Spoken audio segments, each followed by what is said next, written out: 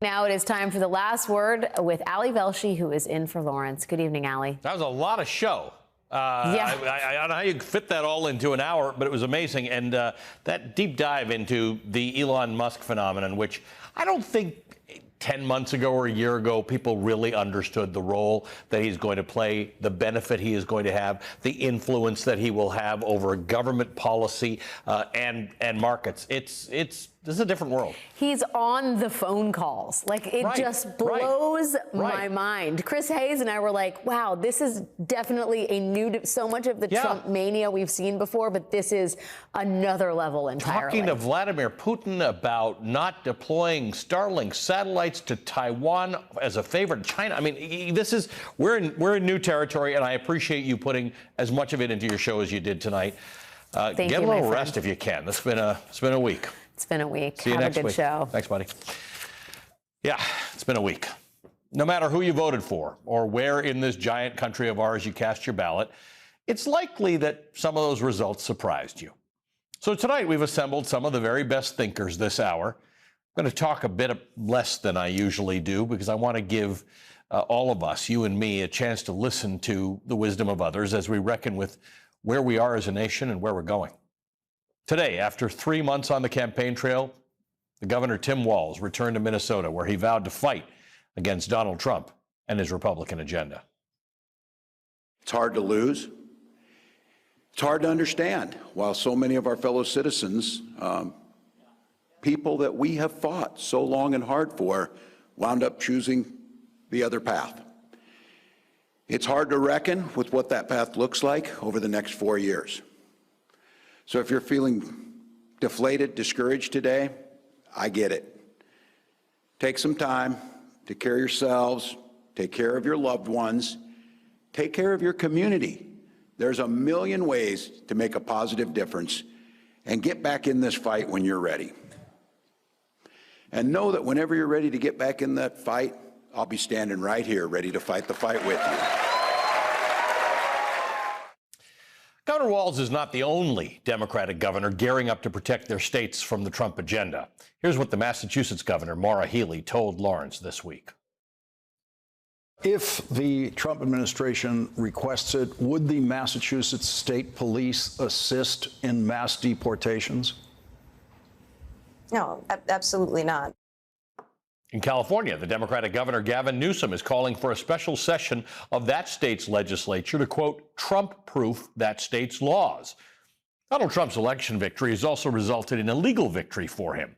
The special counsel, Jack Smith, made what is likely to be the first step in ending the prosecution of Donald Trump for election interference. Today, a federal judge granted Jack Smith's request to pause Donald Trump's criminal case.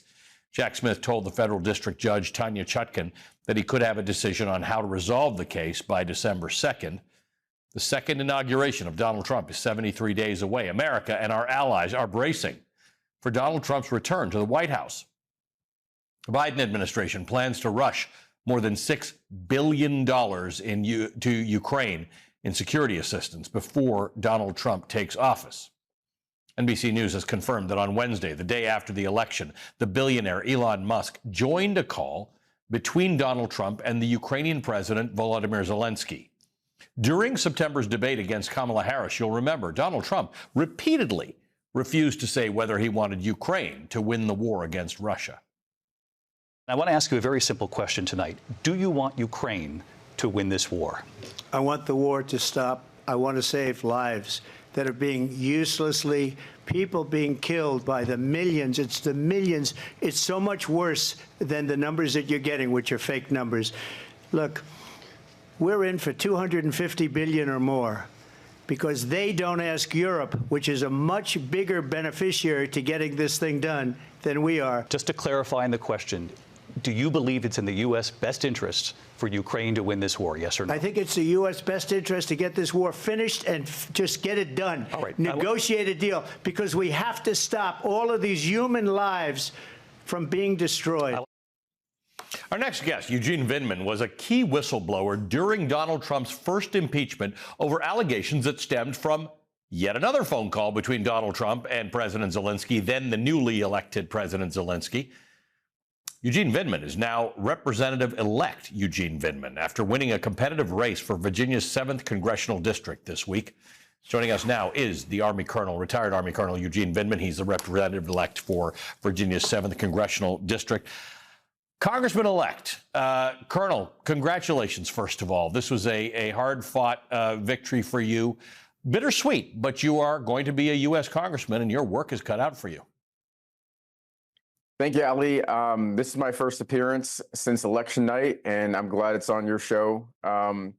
It's been quite the week, and look, my position is that this is still the greatest country on earth. Where else can you come as a refugee from the Soviet Union? Yep. And after decades of hard work and education and military service, to be elected to Congress?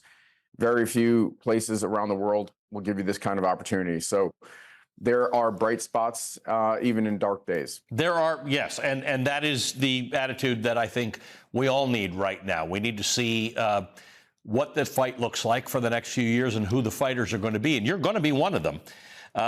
Your brother, your twin brother, and our good friend Alex wrote a book after the impeachment occurred, and he talked about the title of the book is "Here Right Matters," a letter that he wrote to your father to say this is America.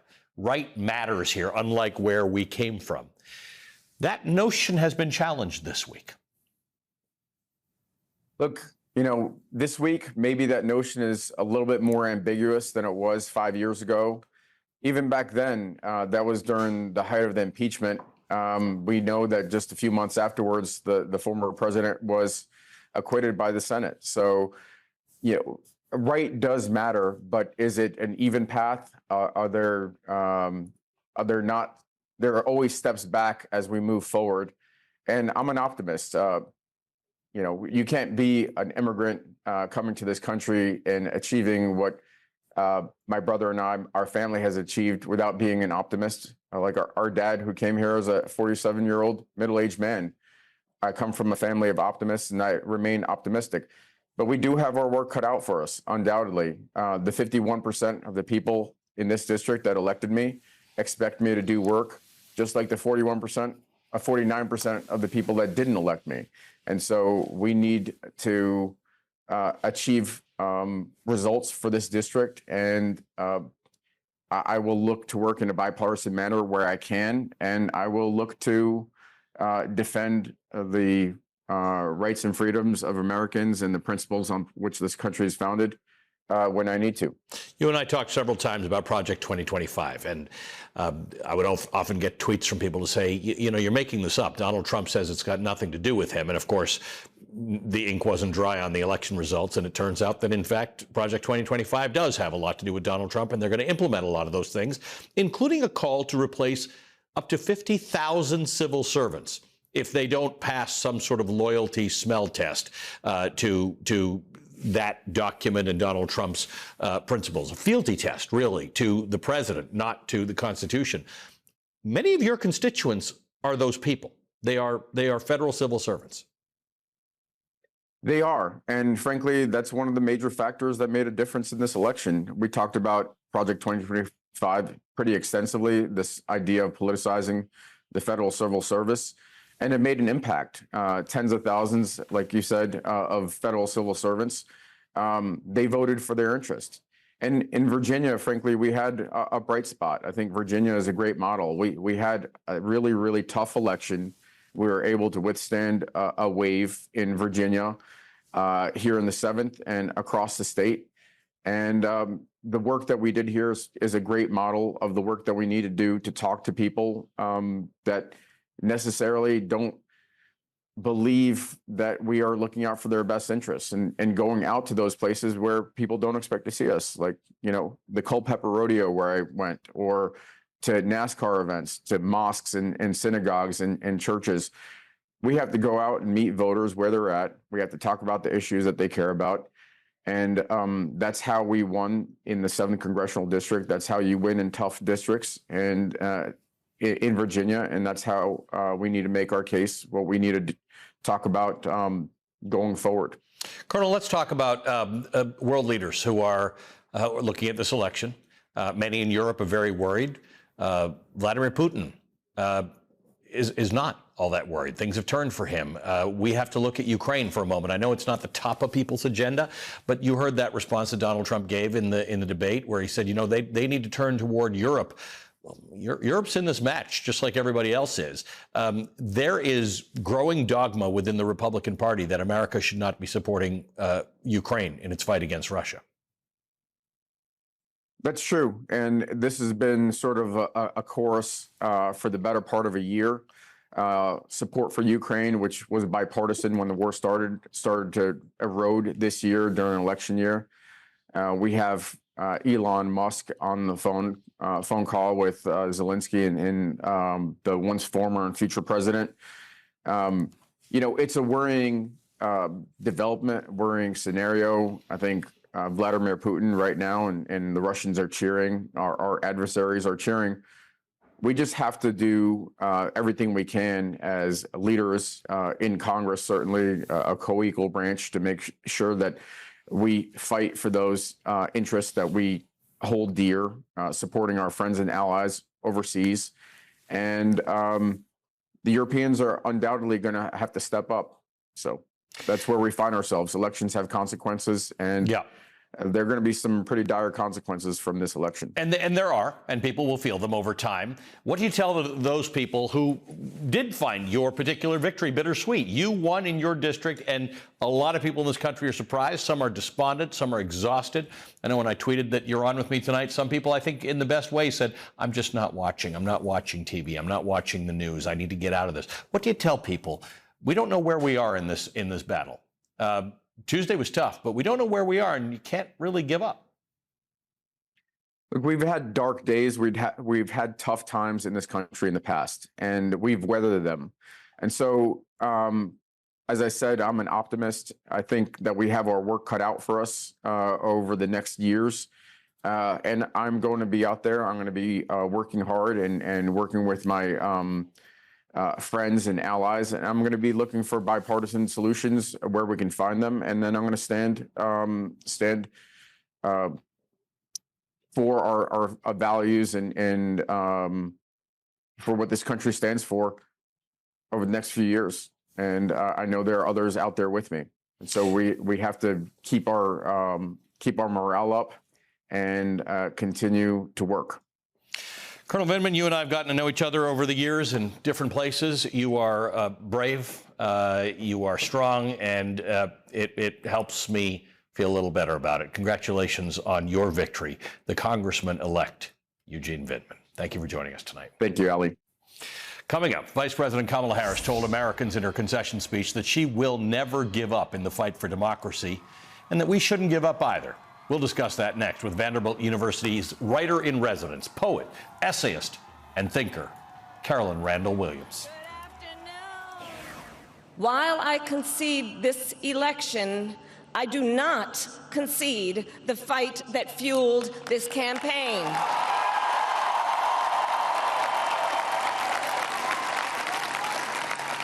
The fight for freedom, for opportunity, for fairness and the dignity of all people, a fight for the ideals at the heart of our nation, the ideals that reflect America at our best. That is a fight I will never give up.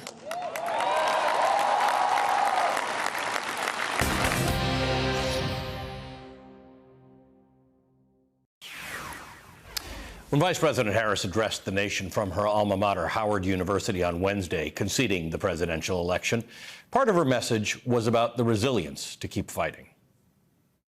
America, we will never give up the fight for our democracy, for the rule of law, for equal justice, and for the sacred idea that every one of us, no matter who we are or where we start out, has certain fundamental rights and freedoms that must be respected and upheld.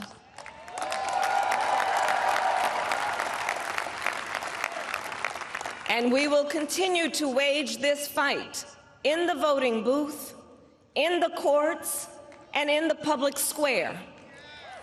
And we will also wage it in quieter ways, in how we live our lives, by treating one another with kindness and respect, by looking in the face of a stranger and seeing a neighbor, by always using our strength to lift people up, to fight for the dignity that all people deserve. The fight for our freedom will take hard work, but like I always say, we like hard work. Hard work is good work. Hard work can be joyful work. And the fight for our country is always worth it. It is always worth it.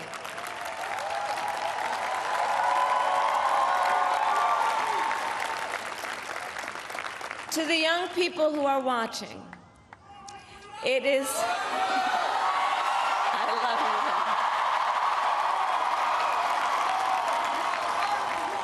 you. To the young people who are watching, it is okay to feel sad and disappointed, but please know it's going to be okay. The fight for our freedoms will take hard work. Joining us now is Caroline Randall Williams, award-winning poet, essayist, and educator. She's the writer in residence at Vanderbilt University. Caroline, welcome. Thank you for being with us tonight. Thank you so much for having me tonight, Ali. There are so many thoughts swirling around the heads of all of us, all of our viewers. You're putting some of them together. You're trying to do what only somebody like you can do. You've got such access to words. What are the thoughts swirling around your head right now? So the thoughts that are swirling in my head are, first of all, thank you for showing that clip of Vice President Harris. She is a guiding light. Mm-hmm. She's also an optimist. She said, it's going to be okay. And I think I would modify that and say, it can still be okay if we fight for it. Mm-hmm. You know, Benjamin Franklin, he left Constitutional Hall and he said, we had a republic if we can keep it. It was never a guarantee. And, you know, I think that for me, I just keep on reflecting on the fact that the founding freedom document of this country, the Declaration of Independence, was written by a man who owned his own children.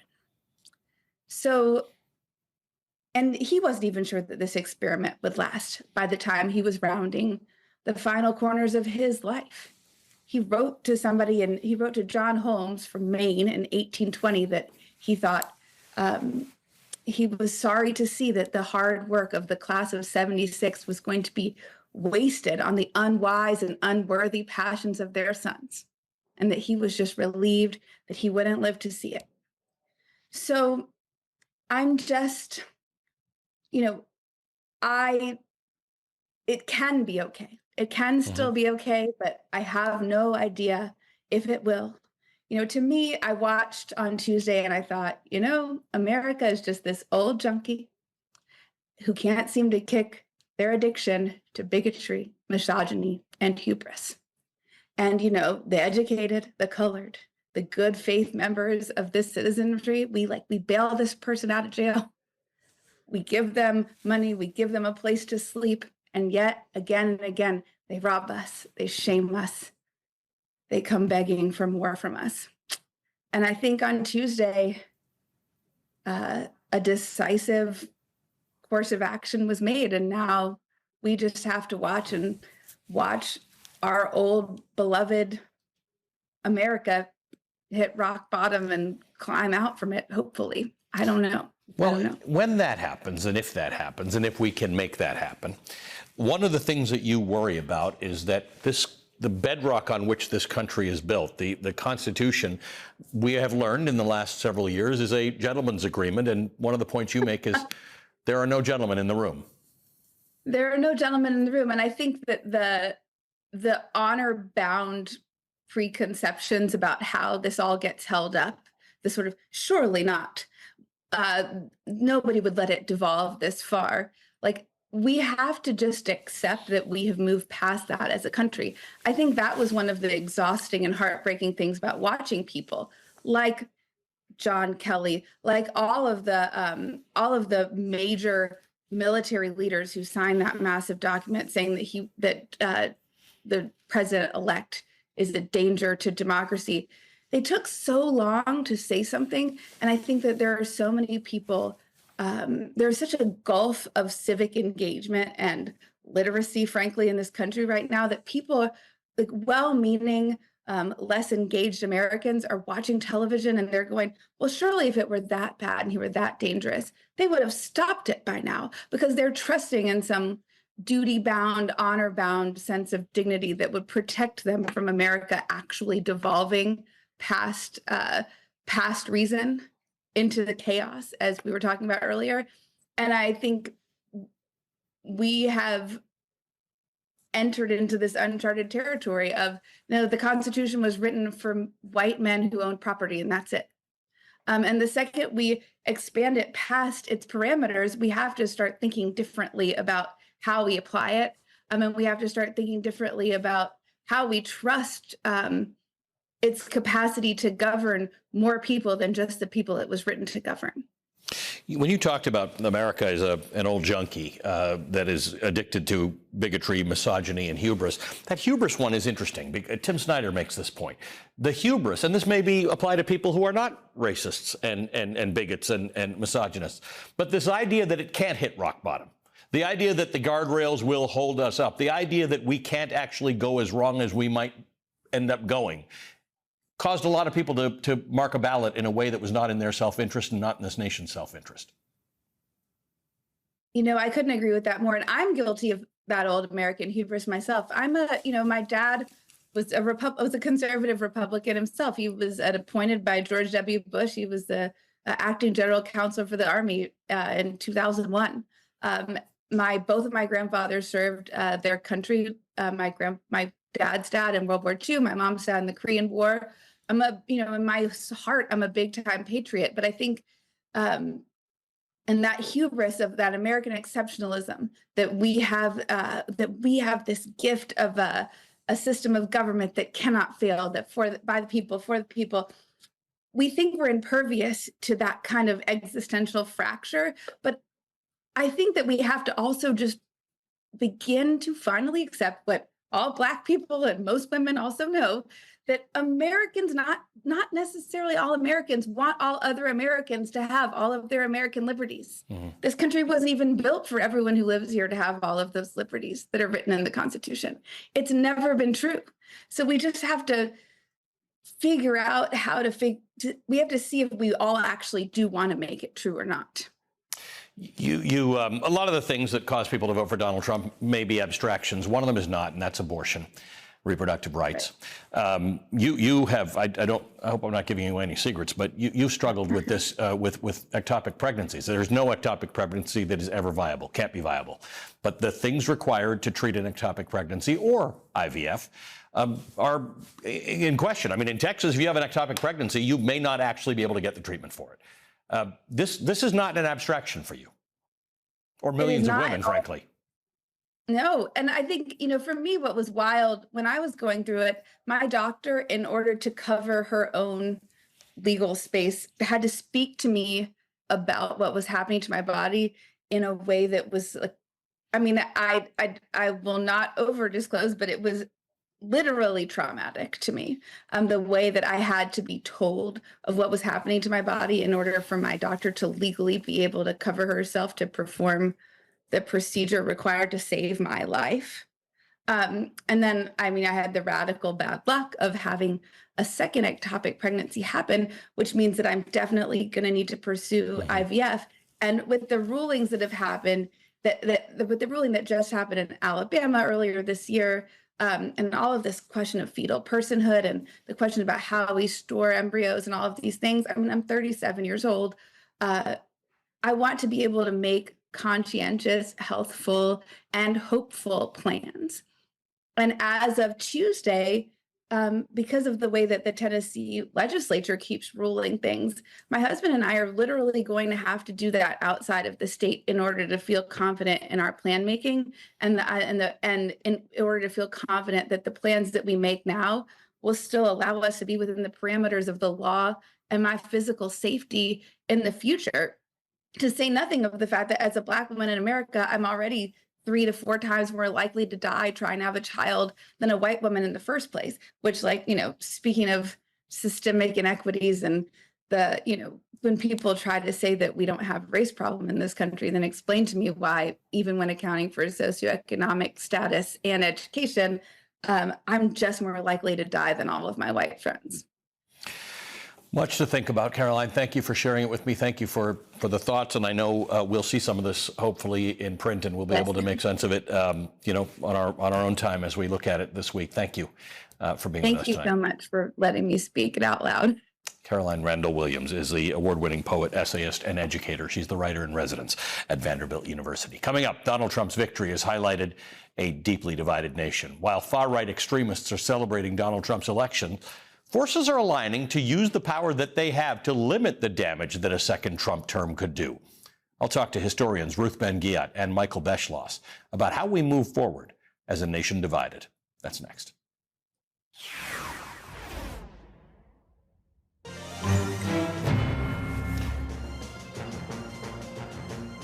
We have breaking news at this hour. NBC News projects the Democratic Senator Jackie Rosen has won re-election in the state of Nevada in a very tight race. Senator Rosen has defeated the Republican opponent Sam Brown, an Army veteran who was endorsed by Donald Trump. Once again, Jackie Rosen re-elected to the United States Senate in the state of Nevada. The FBI is investigating a deluge of fake bomb threats at polling locations on Election Day. There's still a lot we don't know, including who made the threats, but the FBI said many, quote, appear to originate from Russian email domains, end quote. It does seem as if they were designed to influence the election because they targeted battleground states crucial to victory in Democratic strongholds. NBC News tracked similar threats in 67 locations across 19 counties, finding that, quote, of the 67 locations, 56 were in 11 counties that voted for Joe Biden in the 2020 election, including the 8 most populated.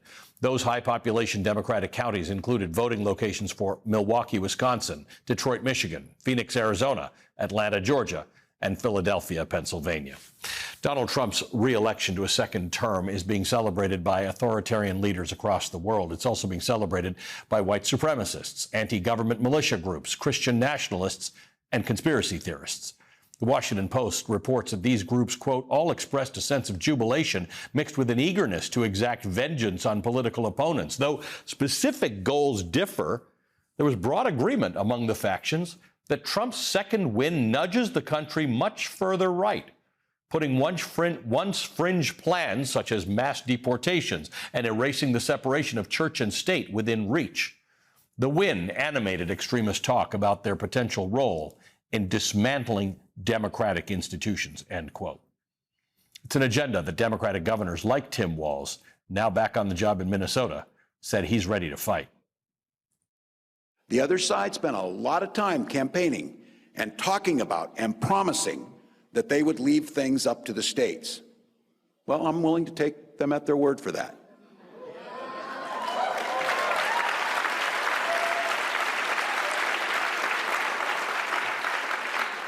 But the moment they try and bring a hateful agenda in this state, I'm going to stand ready to stand up and fight for the way we do things here.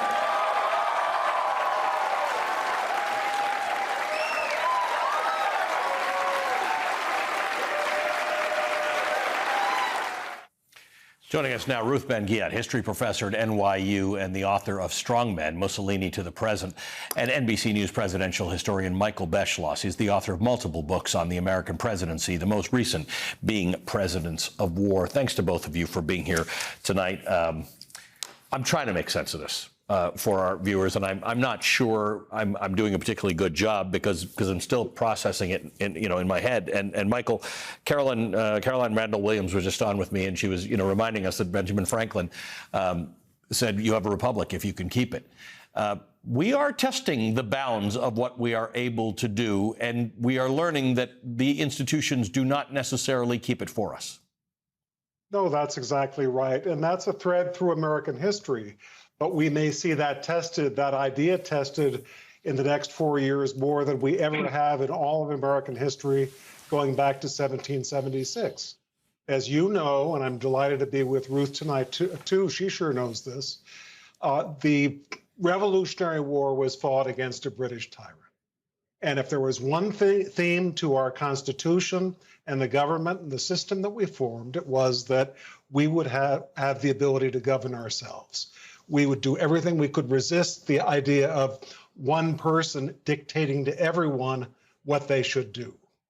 And that is something that was a novel idea. It has rarely worked in the history of the world, and it has been tested in American history. 1860, the nation was half slave and half free. 1940, the world was half slave and half free. Americans had to decide whether to fight Hitler. And even during the Cold War, the way that John Kennedy wants to put it to Congress was, we have to test anew whether a nation organized and governed such as ours can endure. That's exactly what we're doing tonight. Ruth, there's a lot of bombast in Donald Trump's campaign. There's a lot of bombast in his last presidency. The danger here now is this idea that his first presidency seemed to have been constrained by certain people he appointed to positions or people who were already in government who would not let him be his worst self. And now we've got people who are jockeying for positions in his administration. Kash Patel, who wants to be the head of the CIA, I'm not sure if that's likely, but warning the media, we will come from you. We will prosecute you. Somebody who wants to be Attorney General saying Donald Trump can choose to prosecute anyone he wants to, and the Supreme Court ruling underscores that. I guess the question a lot of people who may have voted for Donald Trump need to have answered is, might he do these things now that he has the power and that he said he was going to do them? There's no reason to believe he wouldn't do them. You know, he's made it very clear that what he would like to do, his thirst for power, and authoritarianism is when the executive branch, you know, can politicize and suppress the independence of the other branches. And a lot of his allies, people in Project 2025 and others, have made it clear that they believe in an enhanced executive. But it's also about having the personal power of the leader prevail. And this is actually called personalist rule. And Donald Trump kind of embodies that. It's his way or the highway. And so there's no reason to believe that since he has been given immunity and has a robust mandate to govern, that he wouldn't do all of these things that he would like to do, from you know, creating an ethno-state through mass deportation, and certainly going after his enemies. His whole campaign was about revenge and retribution. And he's also, you know, been haunted by the idea that he could be prosecuted and go to prison, and he's full of revenge. And this is part of the authoritarian personality. Every single leader I have studied, many of them are corrupt, many of them have legal problems or criminal records, and they go after their enemies because the dream of the authoritarian is to feel safe, to feel untouchable. And they're haunted by the fact that someone can get them. And so when they come into power, they do everything to make those people go away. Michael, we have had points in our history, you started to point out some of them, in which there have been true divisions. And there's debate as to whether we are more divided today than we were during the civil rights movement or during the Civil War. And arguably we weren't, because during the Civil War, we were actually at war with each other. Right. But what do you sense, given a historical precedent, do you sense that there will be some effort on the part of the president to try and unite? He said it on election night, and yet all of these things don't seem like things that one would do to unite the country. I think that's right. And also, you know, his MO has, throughout his 9-year political career, been to divide people and pit them against each other, divide and conquer. No reason to think that that's going to change. But it was reassuring that on election night, he did say that he understood that an important thing for him to do was heal the country. In a way, we can blame the founders, because they devised this brilliant system, division of power, Congress, Supreme Court, and the judiciary pitted against a presidency, you know, conflict and fighting all the time.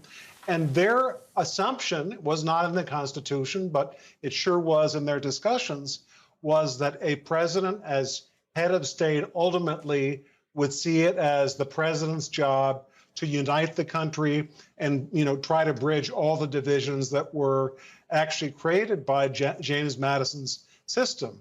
And if you think about it, most of the presidents we've had, they felt that that was a sacred mission. Richard Nixon didn't. And by the way, Nixon on election night 1968 said his mission would be as president to bring the American people together. How well did he do that? So sometimes these election night promises don't mean too much. But I think one thing with Trump that's interesting is that if you look at the number of people who have predicted fascism or dictatorship in American history, they always said that the person running for president who might bring it would not tell you what he was going to do, then it would be a surprise after the victory. To Donald Trump's credit, this has been an emphatic campaign promise almost from the very beginning. He told us what he was going to do. Okay, assuming that we're going to take him at his word, we're going to come back after a quick break and discuss what forces are at play to resist dictatorship, authoritarianism, and fascism in America. Ruth and Michael, please stay with us. We'll be right back. If there is no struggle, there can be no progress. Wednesday on this program, speaking about the path ahead for this nation, Lawrence quoted that line from a speech by the 19th century statesman, orator, and abolitionist Frederick Douglass. His words can provide some solace at times like these, so I wanted to quote a longer portion of those remarks. Quote, "The whole history of the progress of human liberty shows that all concessions yet made to her august claims have been born of earnest struggle. The conflict has been exciting, agitating, all-absorbing, and for the time being, putting all other tumults to silence. It must do this, or it does nothing. If there is no struggle, there is no progress. Those who profess to favor freedom and yet deprecate agitation are men who want crops without plowing up the ground. They want rain without thunder and lightning. They want the ocean without the awful roar of its many waters," end quote. Still with us, Ruth Ben-Ghiat and Michael Beschloss. Michael, we have heard from governors like Gavin Newsom in California, who said he wants to Trump-proof the legislature. We've heard from attorneys general in Illinois, Pritzker. That's right, Governor Pritzker. Governor Healy in Massachusetts says we will not enforce deportations. We're hearing from attorneys general who are looking through their books and finding ways to resist. There are people who think all was lost on Tuesday, but it is a battle in a war we don't know how long it goes, when we don't know where we are in that war. Well, I think that's right. And, you know, since I mentioned the founders earlier, and these were very flawed people, I'll bring them in one other way. And that was that they expected that the difference between our new system in America and the old European dictatorships and monarchies was that we would be self-correcting because there would be other people in government and at local levels and in media organizations elsewhere in the society who would point out what the leader was doing that was wrong. They understood that under our system, a president is not supposed to have us serving him.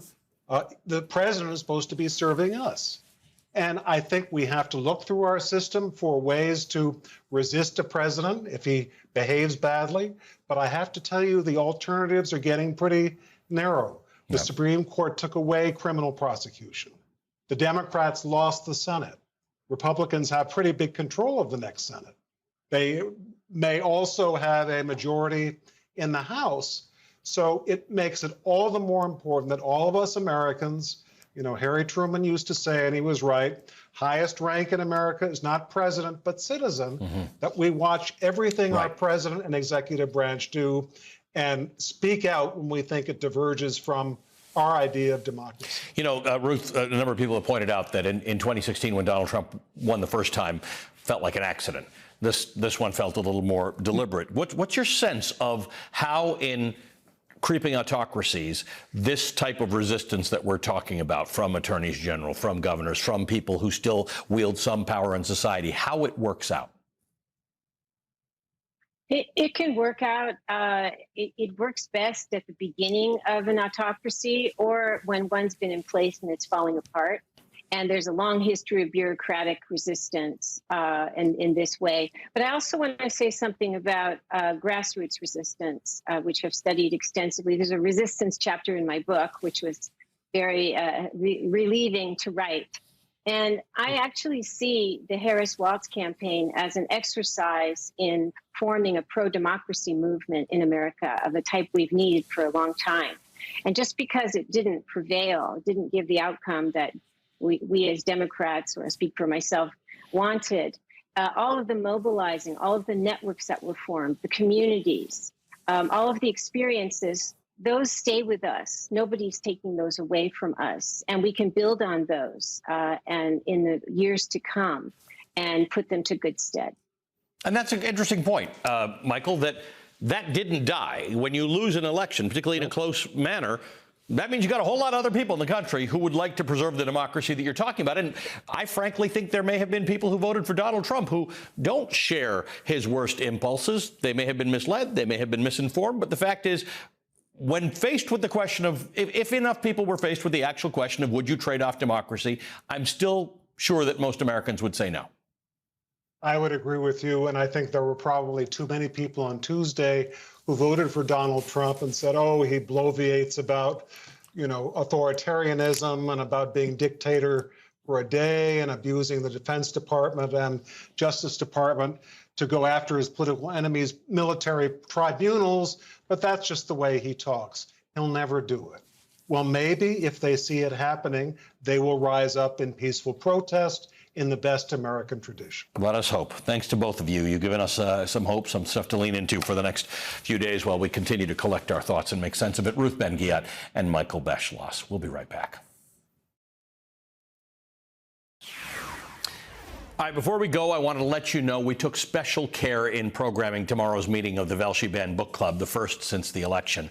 Joining me live on set will be Malik Pancholi, whose middle grade book, The Best at It, is about a kid very much like himself, a gay Indian middle schooler growing up in the American Midwest. A Pennsylvania school board took issue with Pancholi and his book, citing the author's, quote, lifestyle. But this is a rare case where a book banning story takes a turn, where a community and a school and an author came together and changed minds. That story tomorrow morning, 10 a.m. Eastern on Velshi.